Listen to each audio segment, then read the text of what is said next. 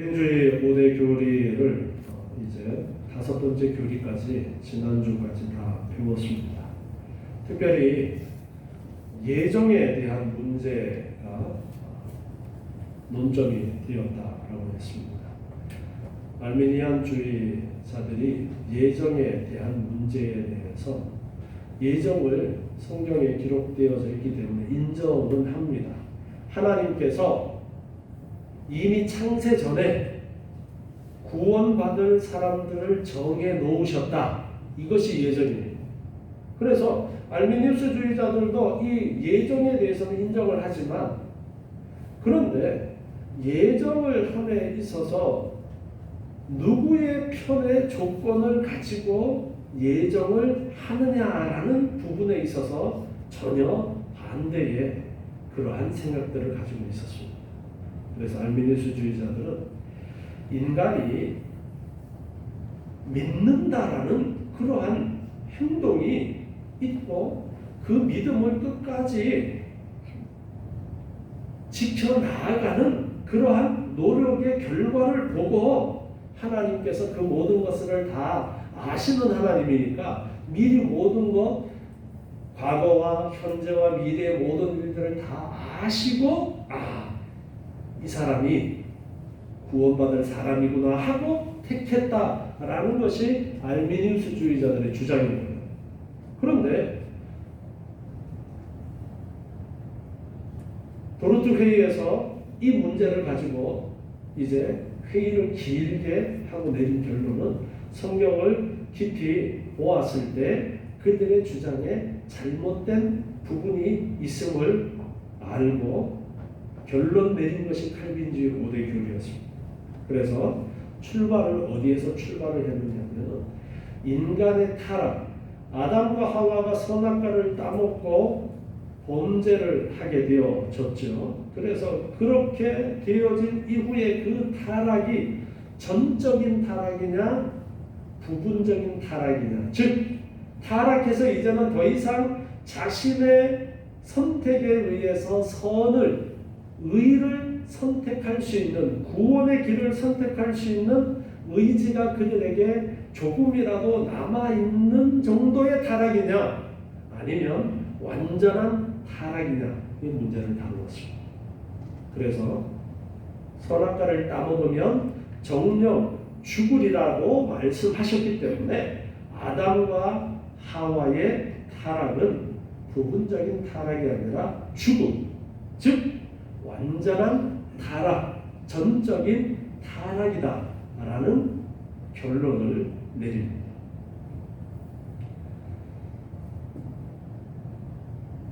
그래서 죽음에 대한 문제를 세 가지로 접근을 했었죠. 영적인 죽음, 육체적인 죽음, 지옥불에 던져지는 영원한 죽음.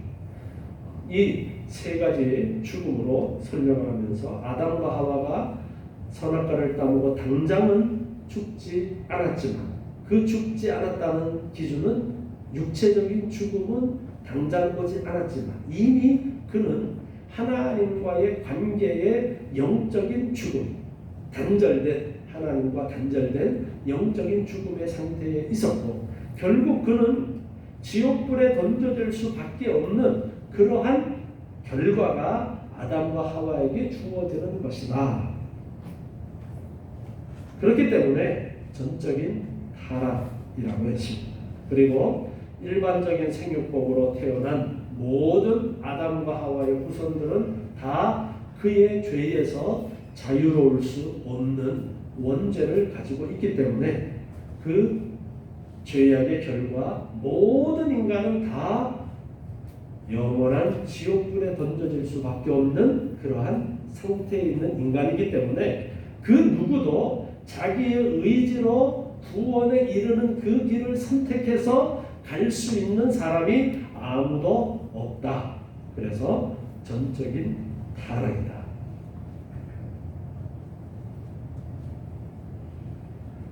그 다음에 이제 하나님께서 선택을 하시는 선택에 있어서는 조건이 없는 선택이다 라고 했어요.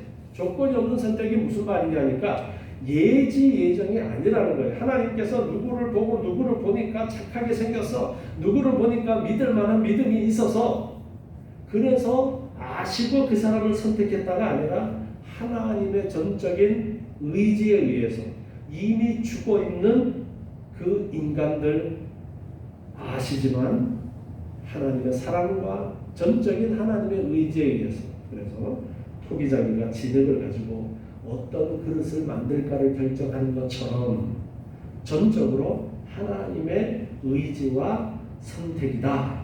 그래서 무조건적 선택, 조건이 없어. 사람에게 뭔 조건을 보고 선택하는 것이 아니라 전적으로 하나님에 의해서 선택하시는 것이다.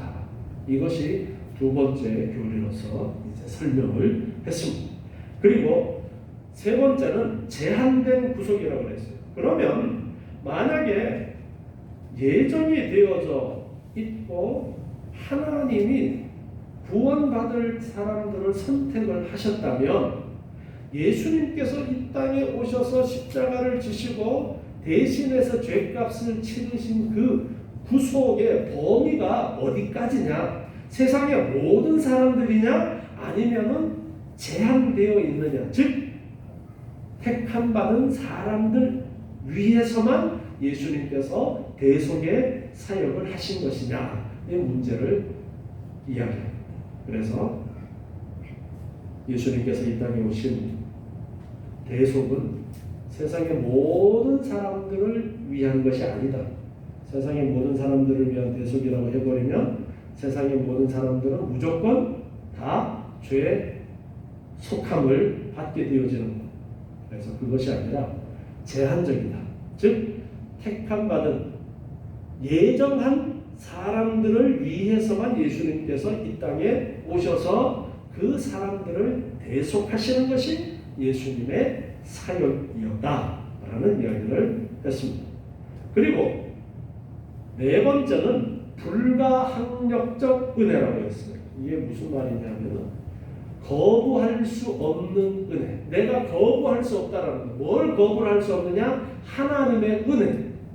하나님께서 구원받을 사람을 미리 정하시고 선택해 놓았는데 그에게 이제 예수를 믿어야 구원을 얻는데 하나님이 정하신 길이 예수님께서 이 땅에 오셔서 십자가를 지시고 대속의 삶을 사시고 죽으시고 부활하시고 승천하셔서 대속의 완성이 이루어지지만 예수님과 연결고리가 있어요. 그 연결고리는 예수를 믿는 것이라고 했어요. 근데 믿어야 되는데 죽은 사람이 믿을 수가 없어. 그래서 하나님께서 선택한 사람에게 은혜를 주시는데 예수를 믿는 마음을 일으켜 주시는데 성령을 통해서 그러한 마음을 일으켜 주시는데 그 은혜를 거부할 수 없다는 거야. 나는 안 하겠어. 난 안 믿겠어. 예수 믿는 사람들을 핍박하고 죽이고 그런 사람조차도 하나님께서 때가 되어서 그 속에 성령으로 역사하셔서 거듭나게 하실 때에 그 마음 속에 예수님을 믿게 되어지는 그 마음이 생겨나는 것은 거부할 수가 없는 하나님의 은혜다. 그 이야기. 나는 안 믿겠어. 거부한다고 해서 거부가 되어지지 않는다라는 거예요. 택한 사람은 반드시 하나님께서 성령을 통해서 거듭나게 하실 때에 살아서 새 사람이 되어서 예수를 믿게 된다. 그것이 네 번째 불가항력적 은혜였습니다. 그리고 다섯 번째는 성도의 인내라고 해서 그러면 이제 예수를 믿고 나서 우리의 삶을 보면은 우리가 우리의 믿음을 정말 퍼펙트하게 완벽하게 믿음 생활을 잘 하느냐 그렇지 못한 경우가 많이 있단 말이에요. 그러면 예수를 믿다가 잘 안 믿고 그런 사람들은 이제 영원히 구원이 없어져 버리는 그런 일들이 있느냐라는 그 문제를 다루고 있어요. 그래서 알미니스주의자들은 인간의 행동에 초점을 맞추고 있다 보니까 인간이 잘 믿다가 안 믿는 일이 있어요. 그리고 죽었어. 그런 사람은 잘 믿었는데 끝까지 믿음을 유지하지 못해서 천국 못 갔어. 그렇게 해석합니다. 그런데 칼빈주의 개혁파의 가르침은 그것이 아니라 그가 그렇게 되어진 것은 바로 돌밥과 가시덤불에 떨어진 씨앗과 같은 케이스다. 그가 옥토가 아니었기 때문에 그렇다. 옥토에 떨어진 씨앗은 반드시 결실하게 되어 있다. 열매 맺게 되어져 있다라는 그러한 가르침을 주고 있습니다. 그래서 성도는 하나님이 택한 사람은 중간에 믿음이 연약해지고 때로는 방황을 하기도 하고 나 이제 예수 안 믿을 거야. 오히려 막 예수 믿는 사람들을 그 전보다가 더 핍박하는 그런 일들이 있기도 해요. 그러나 결국에는 돌아와서 그 믿음을 회복하고 예수를 믿고 천국 가게 되어진다. 이것이 다섯 번째 성도의 인내. 하나님이 끝까지 붙들어서 하나님의 백성으로서 부족함이 없도록 인도하신다라는 그러한 가르침입니다. 자, 이렇게 우리가 칼빈주의 5대 교리 구원에 대한 예정에 대한 아주 중요한 핵심적인 문제를 배우고 나서 우리가 그러면 인간의 노력과 인간의 믿음이라는 행위, 선을 행하는 일, 하나님의 의를 행하는 그러한 행위, 그리고 우리가 예수를 전하는 전도, 그런 것들은 어떻게 우리가 이해를 해야 될 것인가, 어떻게 설명을 해야 될 것인가 라는 그러한 의문이 생길 수가 있어요. 하나님께서 다 아시면 그냥 우리는 가만히 있으면 되지 않나. 그런데 성경 전체를 통해서 하나님께서 우리에게 하시는 일은 하나님이 분명 우리를 창세전에 선택했고 구원의 길로 이끄시지만 모가지를 딱 잡고서 야, 너 일로 와. 너 이제 예수 믿어야 돼. 알았지? 자, 우리가 짐승을 잡아서 억지로 물을 먹이고 억지로 먹을 것을 먹이고 하는 것도 참 힘든 일이에요. 자, 하나님이 우리를 잡아다가 억지로 예수 믿도록 하고 순종하도록 하고 하실 수 있어요, 없어요? 있어요. 그런데 하나님은 그렇게 하시지 않고 인격적으로 우리를 대하셔요. 그래서 성경 말씀을 보면 하나님의 백성이 어긋난 길을 가고 엉뚱하게 살아도 하나님이 그냥 단번에 그냥 두들겨 패가지고 다리 몽둥이 부러뜨려가지고 딱 앉혀놓고 순종하도록 하시는 것이 아니라 선지자를 보내서 끝없이 말씀하시고 설득하시고 또 말씀하시고 또 설득하시고 이러한 과정들을 통해서 하나님의 사람들이 순종의 길을 갈 수 있도록 그렇게 역사를 하셔요. 그래서 우리의 어떤 행위의 결과라든가 전도라는 그러한 문제를 우리가 어떻게 볼 것이냐. 오늘 말씀에 보면은 바울이 고린도전서 3장에서 고린도 교회에 사람들이 나는 아볼로파고 나는 바울파고 그런 사람들이 있었어요. 왜 그런 사람들이 나오게 되었느냐 하면 아볼로에게 배워서 아볼로에게 많은 영향을 이제 신앙생활에 많은 영향을 받았다라는 거예요. 그리고 바울에게 나는 영향을 많이 받았다라는 거예요. 그런데 보니까 아니 누가 더 유명해져요? 아볼로하고 바울 중에 바울이 더 유명해지고 나는 바울에게 배웠어. 왠지 어깨에 막 힘이 들어가는 것 같은 그런 일들이 있다라는 소식을 바울이 듣는 거예요. 그래서 바울이 이 고린도전서 3장에서 말씀하신 그 내용 중에 오늘 읽은 말씀이 있는 거예요. 자, 3장 6절에 보니까 나는 심었고 아볼로는 물을 주었으되 오직 하나님은 자라나게 하셨느니 그런즉 심는 이나 물 주는 이는 아무것도 아니로되 오직 자라나게 하시는 하나님뿐이니라. 바울이 복음을 전해서 이제 고린도 교회가 세워져서 믿게 되어진 계기가 바울을 통해서 믿게 되어진 사람들이 많이 있었던 것이죠. 그리고 이제 바울이 떠나면서 아볼로라는 사람을 그 교회의 지도자로 세우고 그 뒤에 이제 또 아볼로를 통해서 믿게 되어진 많은 사람들 생겨났는데 그 이야기를 하면서 나는 심었고 아볼로는 물을 주었으되 오직 하나님은 자라나게 하신다. 그래서 심는 이나 물 주는 이는 아무것도 아니로되 오직 자라나게 하시는 하나님 뿐이시다. 그렇게 말씀하고 있습니다. 분명히 바울의 사역과 아볼로의 사역이 있지만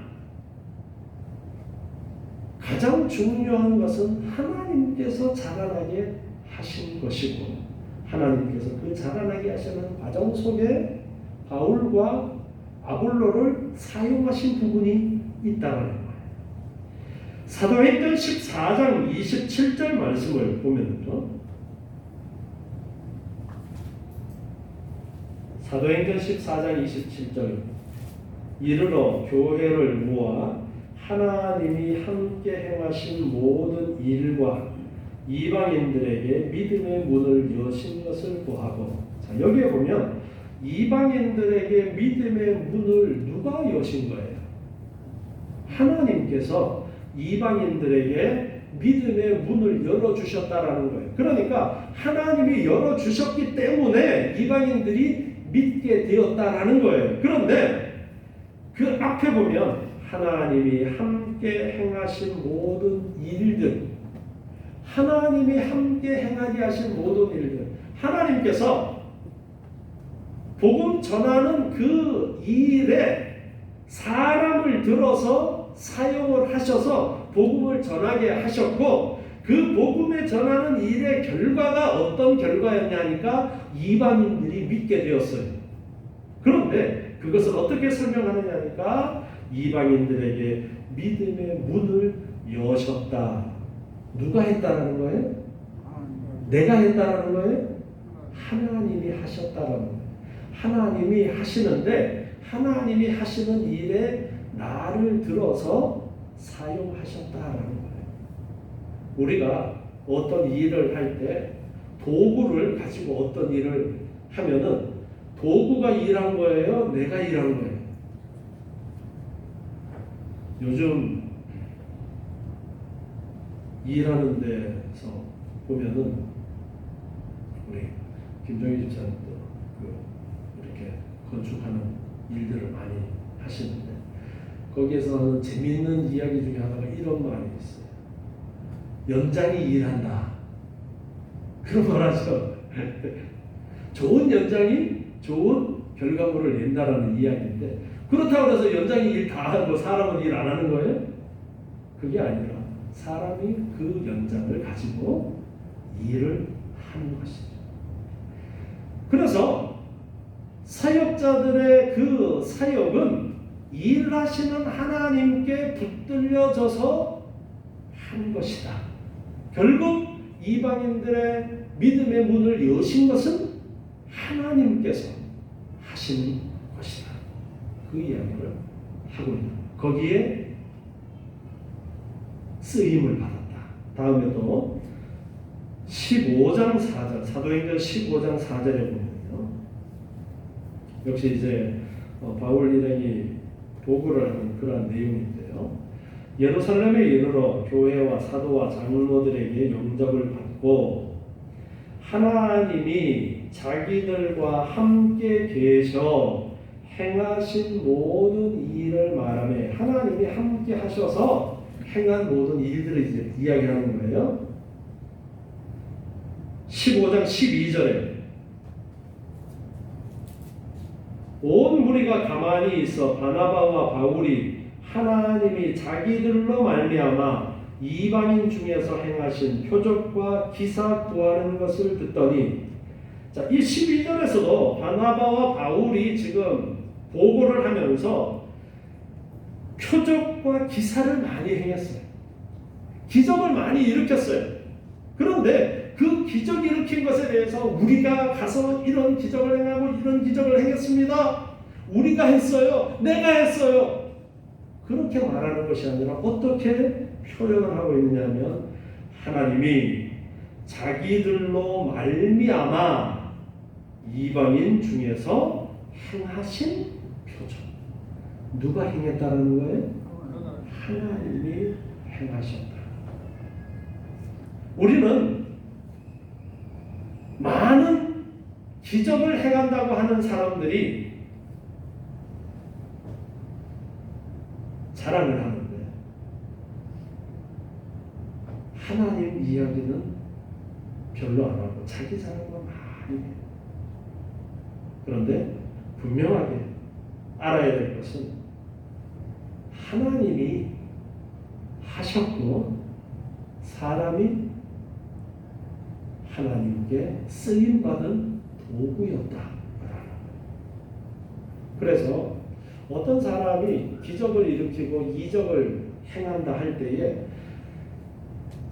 정말 그 이적과 기적이 하나님으로부터 나왔느냐 아니면 사탄이 많은 사람을 미혹하기 위해서 하는 것이냐 라고 볼 때에 정말 하나님께서 나온 이적을 행하는 사람은 겸손해야 돼요.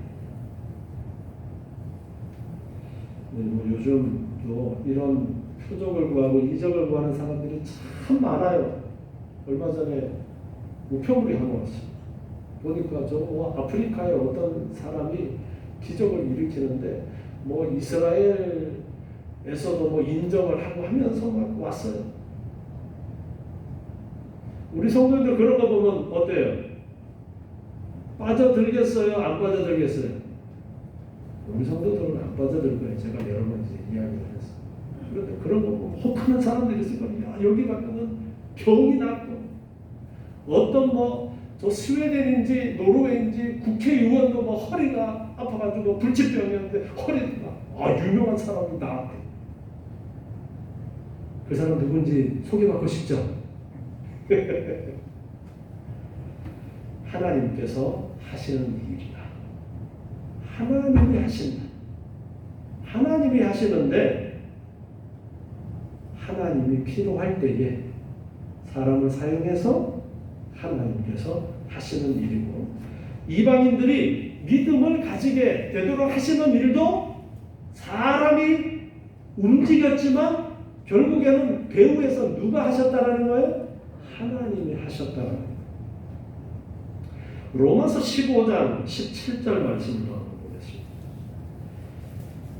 로마서 15장 17절에 그러므로 내가 그리스도 예수 안에서 하나님의 일에 대하여 자랑하는 것이 있거니와 그리스도께서 이방인들을 순종케 하기 위하여 나로 말미암아 말과 일이며 표적과 기사의 능력이며 성령의 능력으로 역사하신 것 외에는 내가 감히 말하지 아니하노라. 이방인들을 순종케 하기 위해서 나로 말미암아 이방인들을 순종하도록 하기 위해서 하나님께서 바울을 사용하셨다라는 거예요. 그래서 말을 하는 것도 표적을 기사를 능력을 행하는 그러한 것도 성령의 능력으로 역사하셔서 되어진 것이지 내가 한 것이 아니야. 하나님이 나를 통해서 그러한 일들을 하셨어. 나를 쓰셔서 그렇게 하셔서 그렇게 지금 말씀하고 있습니다. 사도행전 고린도전서 15장 9절 말씀 또 한번 봅니다. 고린도전서 15장 9절에 나는 사도 중에 지극히 작은 자라 내가 하나님의 교회를 핍박하였으므로 사도라 칭함받기에 감당치 못할 자로라. 그러나 나의 나된 것은 지금 바울이 있게 되어진 것은 하나님의 은혜로 된 것이니 내게 주신 그의 은혜가 헛되지 아니하여 내가 모든 사도보다 더 많이 수고하였으나 내가 아니요 오직 나와 함께 하신 하나님의 은혜로라. 바울이 참 일을 많이 했어요. 그래서 다른 예수님의 12 사도들보다가 수치상으로 본다면 더 많은 일들을 했어요. 그런데 바울이 고백합니다. 이렇게 내가 많은 일들을 했지만 나의 나된 것은 하나님의 은혜로 된 것이다. 내가 한 것이 아니라 오직 나와 함께 하신 하나님의 은혜로 이루어진 것이다. 그렇게 고백합니다. 우리 가운데 어떤 사람은 더 많은 믿음의 행위들을 한 사람이 있고 그렇지 못한 사람들도 있습니다. 그러나 그 모든 일들은 바로 배후에서 역사하신 하나님의 은혜로 되어진 것이라는 것을 우리는 알아야 돼요. 자, 우리에게 여러 가지 행함이라는 것이 있습니다. 여러 가지 행함이 있지만 그 행함이라는 것들은 모두 다 하나님께서 우리 가운데 역사하셔서 은혜 주신 속에서 우리가 행하게 되어지는 일들이라는 것입니다. 그 밭의 비유를 마태복음 13장에 씨 뿌리는 비유에서 제가 지난주에도 말씀을 드렸지만 옥토는 씨앗이 떨어졌을 때 싹이 나고 자라고 꽃이 피고 열매 맺게 되어져 있어요. 그런데 어떻게 옥토가 되어지느냐? 밭이 스스로 자기를 돌 골라내고 자기 스스로 하는 것이 아니에요. 밭이 스스로 할 수 있어요, 없어요? 없어요. 누군가가 거기서 돌을 골라내고 가시덤을 걷어내고 거름을 쳐주고 그렇게 좋은 밭이 되어지는 것입니다. 하나님께서 성령으로 우리 가운데 역사하실 때에, 그래서 우리 에스겔 골짜기의 마른 뼈 말씀 봤었죠? 그것처럼 성령이 우리 가운데 역사하시니까 죽어있던 우리의 마음이 거듭나게 되어지고 다시 살아나게 되어지고 부드러운 마음이 되어져서 예수를 믿고 순종할 수 있는 그런 마음으로 바뀌어졌던 거예요. 그런데 그 사람에게는 당연히 열매가 있어야 되는 거예요. 그 열매가 행함이에요. 열매가 행함. 우리가 행함이라는 그러한 결과는 하나님의 은혜가 우리 속에 들어온 그 결과물이지, 이 결과를 보고서 하나님이 야 얘는 구원받을 사람이니까 얘를 택해야지 그렇게 하신 것이 아니에요. 순서가 틀렸어요. 성령이 역사하시니까 그러한 믿음의 결과가 있게 되어집니다. 우리가 지금 신앙생활하는 것도, 우리가 지금 예수를 믿는 것도 성령 하나님께서 택하시고 우리 안에 역사하신 그 은혜가 있기 때문에 되어집니다.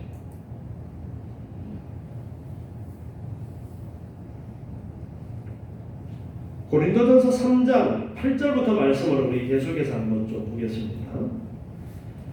오직 자라나게 하시는 것은 하나님이신데 심는 이와 물 주는 이가 일반이나 각각 자기의 일하는 대로 자기의 상을 받으리라. 우리는 하나님의 동역자들이요 너희는 하나님의 밭이요 하나님의 집이니라. 내게 주신 하나님의 은혜를 따라 내가 지혜로운 건축자와 같이 터를 닦아두매 다른 이가 그 위에 세우나 그러나 각각 어떻게 그 위에 세우기를 조심할지니라. 이 닦아두는 것 외에 능히 다른 터를 닦아둘 자가 없으니 이 터는 곧 예수 그리스도라. 예수 그리스도가 든든한 기초라는 표현으로 짓짓는 것을 설명합니다. 만일 누구든지 금이나 은이나 보석이나 나무나 풀이나 지푸로 이 터 위에 세우면 각각 공력이 나타날 터인데 그 날이 공력을 밝히리니 마지막 이제 심판 때를 말씀하십니다. 이는 불로 나타내고 그 불이 각 사람의 공력이 어떠한 것을 시험할 것임이니라. 만일 누구든지 그 위에 세운 공력이 그대로 있으면 상을 받고 누구든지 공력이 불타면 해를 받으리니 그러나 자기는 구원을 얻되 불 가운데서 얻은 것 같으리라. 아멘. 여기에서는 이제 교회의 사역자들이 기초를 닦고 그 위에 이제 집을 짓는 것으로 이제 설명을 하는 거예요. 그래서 기초를 바울이 닦았다라는 거예요. 바울이 이제 예수를 믿도록 복음을 전했는데 예수 그리스도가 기초라는 거예요. 그리고 그 위에 이제 건물을 짓는데 이제 바울의 뒤를 이어서 사역하는 사역자들이 말씀을 가르치고 해서 건물이 되어서 간다라는 그러한 식으로 이제 설명을 하는 거예요. 불타지 않아야 된다. 불타지 않아야 된다.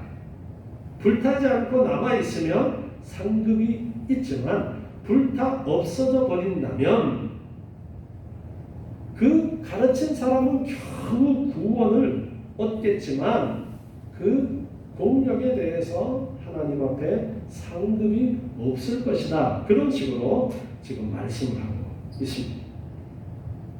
기초는 예수 그리스도라는 우리가 예수님께서 요한복음 14장 6절에서 말씀하시죠. 내가 곧 길이요 진리요 생명이니 나로 말미암지 않고는 아버지께로 올 자가 없느니라. 오직 예수님을 통해서만 하나님께 나아갈 수 있기 때문에 예수님만이 기초예요. 그 위에 이제 우리가 집을 짓는데 우리의 행함이라는 삶의 결실을 통해서 집을 지어서 하나님 기뻐하시는 그러한 삶을 살아가게 되어집니다. 마태복음 7장 13절부터 말씀을 한번 보겠습니다. 마태복음 7장 13절에 좁은 문으로 들어가. 우리의 행함에 대해서 말씀하십니다. 좁은 문으로 들어가. 멸망으로 인도하는 문은 크고 그 길이 넓어 그리로 들어가는 자가 많고 생명으로 인도하는 문은 좁고 길이 협착하여 찾는 이가 적음이니 거짓 선지자들을 삼가라. 양의 옷을 입고 너희에게 나오나 속에는 노략질하는 이일이라. 그의 열매로 그들을 알지니 가시나무에서 포도를 또는 엉겅퀴에서 무화과를 따겠느냐. 이와 같이 좋은 나무마다 아름다운 열매를 맺고 못된 나무가 나쁜 열매를 맺나니 좋은 나무가 나쁜 열매를 맺을 수 없고 못된 나무가 아름다운 열매를 맺을 수 없느니라. 아름다운 열매를 맺지 아니하는 나무마다 찍혀 불에 던지우느니라. 그러므로 그의 열매로 그들을 알리라. 자, 여기까지 말씀 보면 나무가 있는데 좋은 열매 맺는 게 좋은 나무다. 좋은 나무가 좋은 열매를 맺고 좋은 열매 맺는 것이 좋은 나무다. 나무가 먼저예요? 열매가 먼저예요? 나무가 먼저죠. 좋은 나무가 있어야 좋은 열매를 맺는 거예요. 그런데 열매를 보니까 이 나무가 좋은 나무인지를 아는 거예요. 열매가 뭐냐? 행실, 행함이에요. 행함을 통해서 우리는 이 나무가 좋은 나무이구나. 행함을 통해서 우리는 이 사람이 믿음의 사람인가 보다 이렇게 생각을 할 수 있어요. 근데 그 나무가 좋은 나무냐 나쁜 나무냐 그것은 이미 정해져 있는 거예요. 하나님의 택하심이라는 것에 의해서 좋은 나무와 나쁜 나무가 정해져 있어요. 우리가 정말 하나님의 택함을 받은 자라면 우리의 열매는 좋은 열매여야 되는 거예요? 나쁜 열매여야 되는 거예요? 좋은 열매여야 돼. 내가 하나님의 택함받은 사람인 줄 알았는데 내 열매가 나쁜 열매만 계속 열려. 그러면 내가 택함받지 못했을 수도 있는 거야. 근데 우리는 몰라요. 우리는 잘 알지 못합니다. 그게 분명히 좋은 나무 심었는데 열매가 맺히다 말다 떨어지는 경우도 있어요. 농사를 지어보면 좋은 나무인데 제대로 열매가 안 열리는 경우도 있어요. 왜 그래요? 벌레 때문에 그렇다던가 병이 걸려서 그렇다던가 아니면 양분이 부족해서 그렇다던가 그런 일들이 있습니다. 그래서 우리가 쉽게 나무를 판단해서는 안 되는 거예요. 그런데 우리가 알아야 될 것은 나무가 좋아야 좋은 열매가 열리고 하나님이 우리를 택하여서 하나님의 백성 삼으셨다는 것은 우리를 좋은 나무 되게 하셨다라는 것이고 우리의 삶에 아름다운 열매라는 행실이 있어야 된다는 것을 말씀하고 있습니다. 계속해서 마태복음 7장 21절부터 말씀을 보면요. 나더러 주여 주여 하는 자마다 천국에 다 들어갈 것이 아니요 다만 하늘에 계신 내 아버지의 뜻대로 행하는 자라야 들어가리라.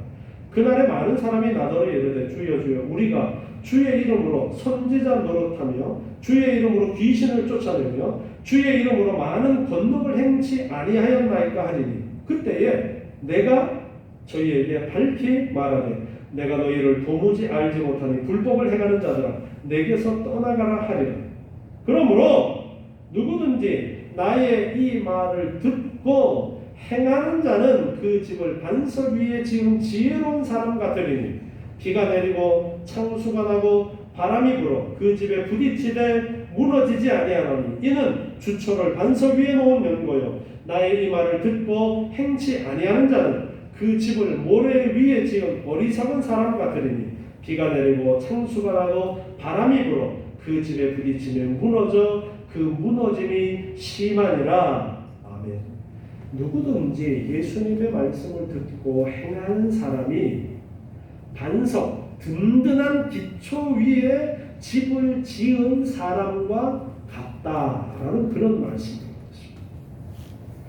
말씀을 듣고 행하는 사람은 예수 그리스도의 기초 위에 든든하게 집을 지었기 때문에 어떤 어려움이나 어떤 외적인 흔들리는 것이 와도 굳건하게 흔들리지 않는다라고 말씀을 합니다. 그러면서 앞에서 13절에서 뭐라고 말씀하셨느냐면 좁은 문으로 들어가라 말씀하셨어요. 우리가 행하는 그러한 행함이 있어야 되느냐 없어야 되느냐. 없으면 하나님의 택함받은 자녀가 아닐 수도 있다는 거예요. 택함받은 자녀라면 반드시 행함이라는 그러한 열매가 따르게 되어져 있다는 거예요. 그런데 그 시기를 잘 몰라요.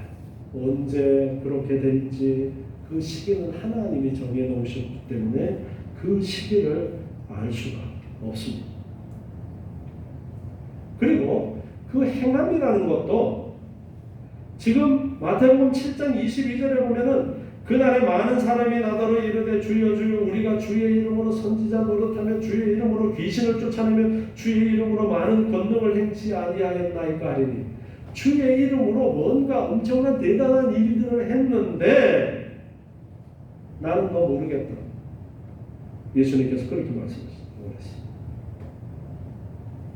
이 사람들은 주의 이름으로 한다고 했는데 잘못 행했던 거예요. 그러면 앞에서 바울이 나는 심었고 아볼로는 물을 주었고 그리고 내가 기초를 그리스도라는 기초로 털을 닦아 놓았으니까 다른 사역자들이 그 위에 좋은 재료로 불에 타지 않는 것들로 집을 잘 지어야 된다는 그런 말씀을 하고 있습니다. 사람이 해야 되는 일들이 무엇인가? 하나님께서 모든 일들을 하시지만 하나님께서 구원에 대한 모든 일들을 계획하시고 이루어 가시고 끝까지 반드시 완성될 수 있도록 하시지만 거기에 누구를 사용하시는 거예요? 사람을 사용하신다는 거예요. 예수님께서 마지막으로 마태복음 28장 19절에 보면은요. 마태복음 28장 19절에 그러므로 너희는 가서 모든 족속으로 제자를 삼아 아버지와 아들과 성령의 이름으로 세례를 주고 내가 너희에게 분부한 모든 것을 가르쳐 지키게 하라. 볼지어다 내가 세상 끝날까지 너희와 항상 함께 있으리라 하시니라. 이렇게 말씀하셨습니다.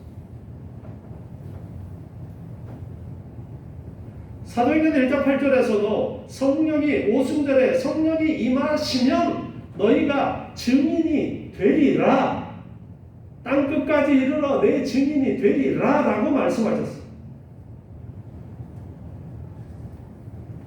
사람이 복음을 전해야 돼요. 이게 하나님께서 모든 것들을 계획하시고 이루어 나가시지만 사람에게 맡기신 일이에요. 먼저 부름받은 사람들에게 맡기신 일은 하나님께서 택한 자를 구원하시겠지만 너희는 나가서 모든 사람들에게 복음을 전하라는 거예요.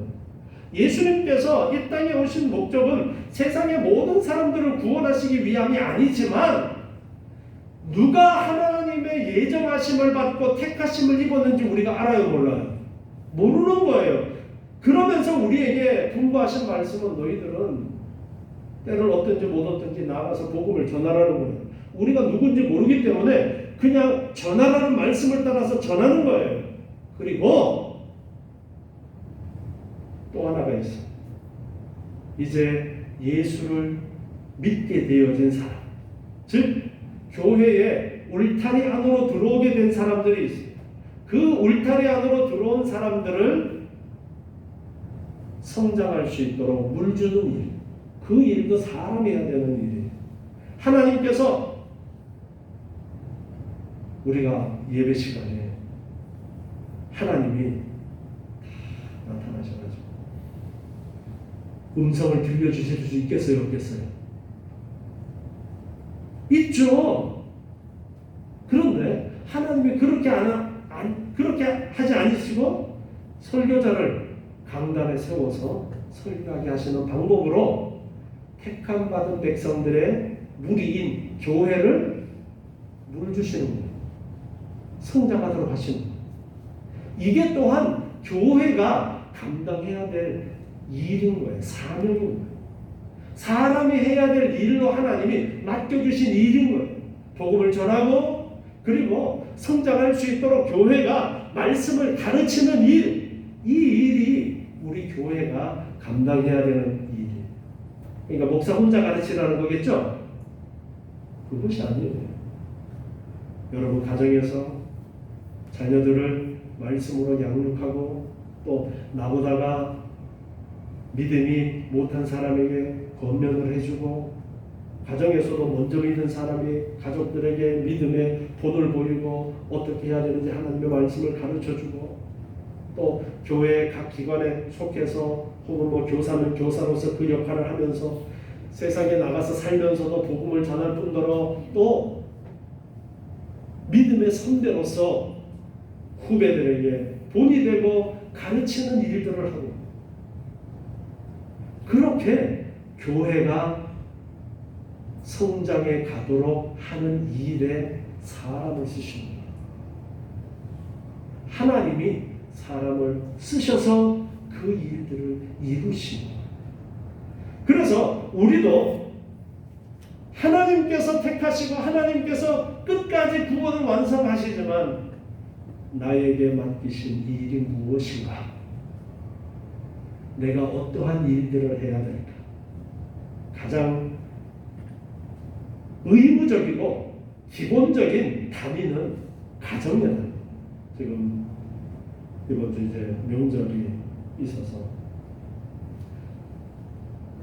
가족들을 또 오래 떨어져 있다가 만나기도 하고 합니다만 가정이 최소 단위의 교회인데 가정에서 먼저 자녀들에게 말씀을 올바로 가르치는 그 일이 가장 기초적인 것. 어떻든 우리에게 맡기신 일, 사람에게 하라고 맡기신 이 분명한 일들을 우리가 분명히 알아야 됩니다. 교회에서 하나님께서 구원의 계획을 이루시지만 우리에게 맡기신 일이 바로 복음을 전하는 것이고 복음을 계속해서 가르쳐서 행하도록 하는 것, 가르쳐 지키게 하라 이렇게 말씀하십니다. 고린도전서 1장 21절에는 또한 이렇게 말씀하고 있어요. 고린도전서 1장 21절에 보면 하나님의 지혜에 있어서는 이 세상이 자기 지혜로 하나님을 알지 못하는 거로 하나님께서 전도에 미련한 것으로 믿는 자들을 구원하시기를 기뻐하셨도다. 아멘. 전도에 미련한 것으로 구원의 일을 이루신다라고 말씀하십니다. 전도 자체는 미련한 일이지만 사람이 할 수 있는 일이 어떤 사람을 설득하는 일이 인간이 못하는 그러한 부분이지만 그럼에도 불구하고 하나님께서는 그 일, 전도를 통해서 그 속의 일들을 이루신다 말씀하고 있는 거예요.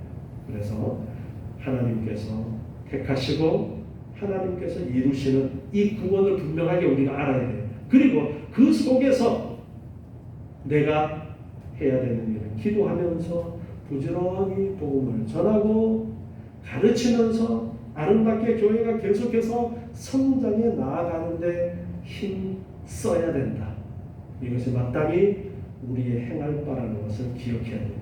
그리고 우리 개인적으로는 우리의 삶 속에서 믿는 자로서의 아름다운 행실, 제가 광고 시간에도 말씀드렸지만 이번 주가 특별히 명절이어서 이제 많은 사람들을 만나게 될 때에 믿는 자로서 좀 더 베풀고 좀 더 양보하고 하는 그러한 모습들을 통해서 믿는 사람이 다르구나 그런 소리를 들을 수 있도록 우리의 삶이 더욱더 하나님 기뻐하시는 아름다운 모습으로 우리 함께 성장하는 저와 여러분 되시기 바랍니다. 기도하겠습니다. 하나님 감사합니다. 하나님께서 저희를 택하시고 부르시고 예수 그리스도로 말미암아 구속하여 하나님의 자녀 삼아 주심을 감사합니다. 하나님의 자녀들로서 우리가 어떻게 행해야 될까 가르쳐 주시는 말씀을 따라 부지런히 복음을 전하며 가르쳐 행하는 아름다운 교회 될 수 있도록 주님 도와주시옵소서. 땅끝까지 복음을 증거하며 아버지 하나님 아름다운 삶을 통하여 또한 하나님께 영광 돌릴 수 있도록 우리 한 사람 한 사람의 삶을 지켜 주시옵소서. 하나님께서 함께 하심으로 감사가 넘치고 기쁨이 넘치는 하루하루가 되도록 주님 은혜 내려 주시옵소서. 예수님의 이름으로 기도드리옵나이다. 아멘.